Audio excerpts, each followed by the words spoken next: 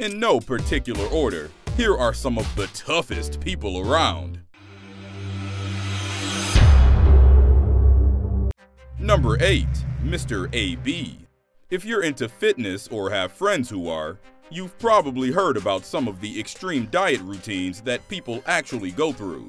But back in 1965, a man underwent the most hardcore diet routine ever. He fasted.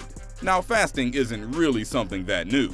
It's how long he did it that's amazing. This man, whose identity remains a mystery to everyone except to himself and the scientific team performing the experiment on him, didn't eat any food for guess how long?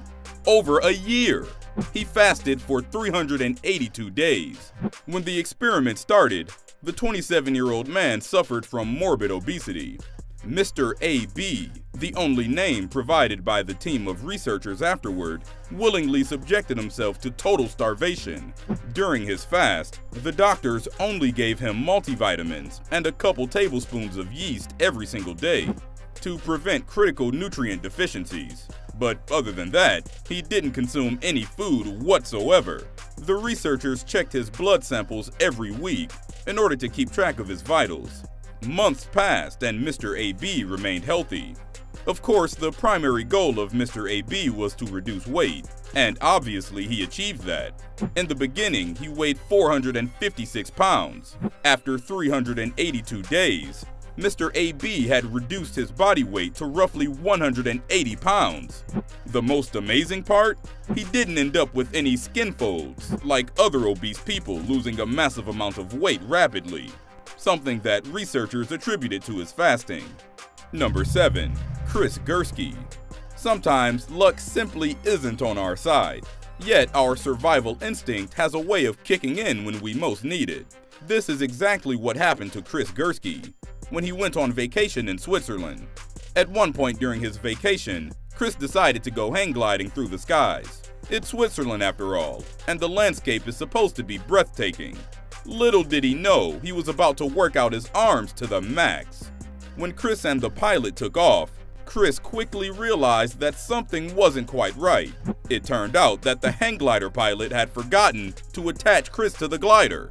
Seriously, is there anything more important to do than making sure everyone is attached? The only choice they both had was to try and land as soon as possible before Chris fell to the ground.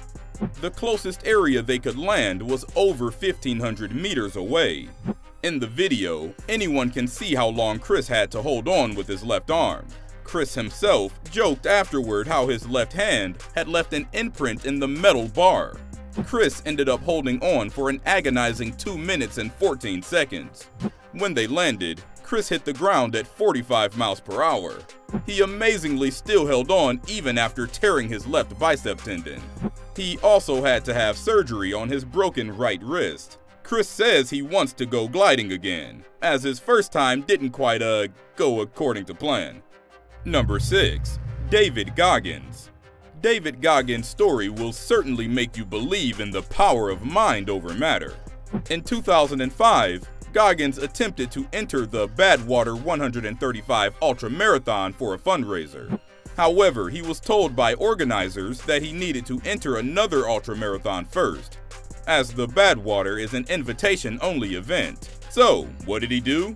He entered the San Diego one-day race in order to qualify. Did we mention that Goggins had never even ran a marathon before? The San Diego one-day was the first ultra-marathon for this 240-pound Navy SEAL. Runners had to complete a 100-mile circuit to finish the race. It wasn't easy, but Goggins was confident he could make it. Except that after running 70 miles, his body apparently decided that no, he couldn't do it after all. Around the 70-mile mark, his kidneys failed. And oh yeah, by then, all the small bones in his feet had broken, and he was suffering dual stress fractures in his lower legs. Pretty sure 99.9% of the population would have quit way before this. The shin splints were so bad that at one point, he wrapped his ankles in compression tape just to try and stave off the pain. In a later interview, Goggins said that the San Diego race was undoubtedly the worst pain he'd ever been in, and that he thought he was on the brink of death. That's a lot coming from the only person to have completed Navy SEAL training, Army Ranger School, and Air Force Tactical Air Controller training. But Goggins didn't give up. He used two mental strategies that helped him during his military training: visualization and self-talk. Visualization is seeing yourself where you want to be until the mind convinces itself that the image is real, so it becomes real. Self-talk is reminding yourself that you can achieve your goals. He completed the final 30 miles non-stop without calling for a doctor or pausing for even a small break. Number 5. Tommy Wiseau. We've all watched some pretty awful movies, except there are bad movies and then there are bad so bad please make it stop movies, and The Room is one of the latter. Tommy Wiseau really wanted to be in a movie. However, Hollywood agents kept rejecting Wiseau despite numerous auditions.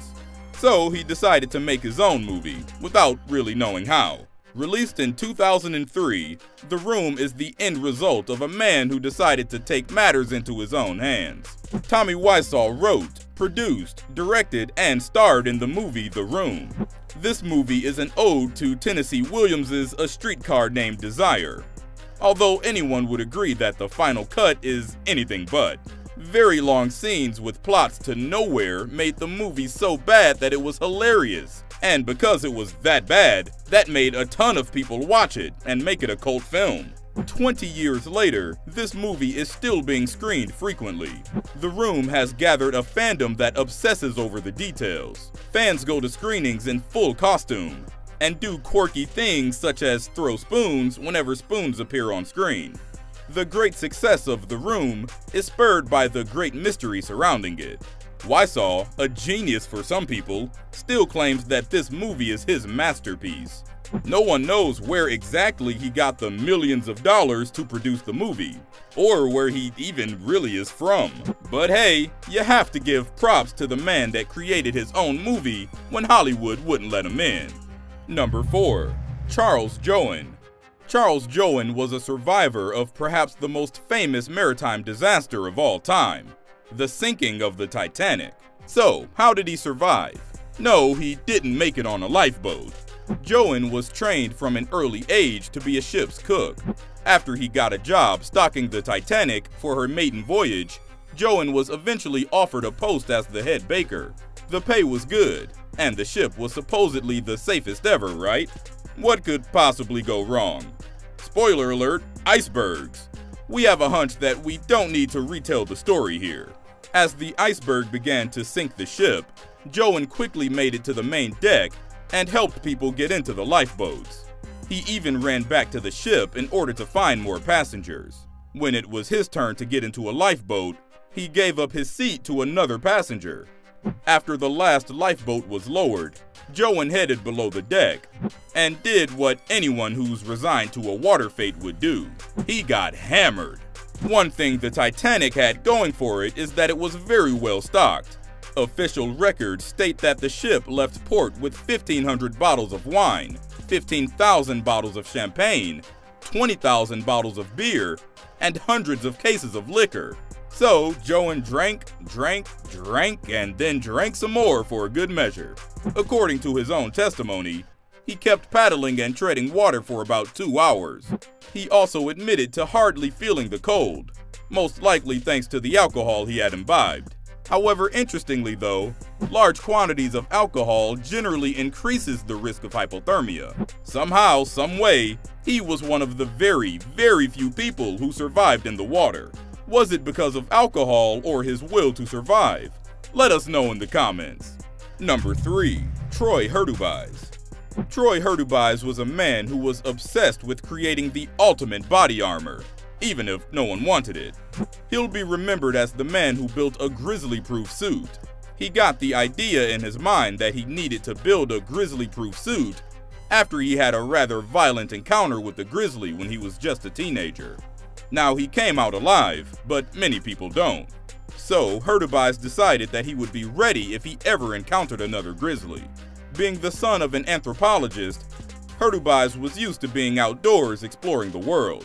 So when he decided to build the suit, He went looking everywhere for materials. Built from various metals, plastics, airbags, and even a material of his own creation, the suit was named Ursus Mark VI.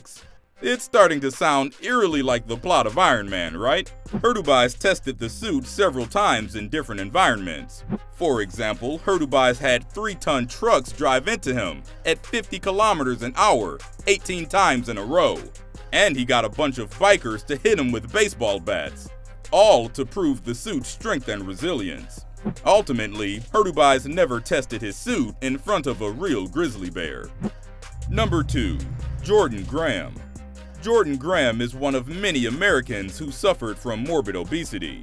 When he was a child, he was always on the chubby side of the spectrum, but nothing that would worry a doctor. Yet, when his mother died, Jordan fell down an emotional and physical spiral, which resulted in a weight gain he'd never experienced before.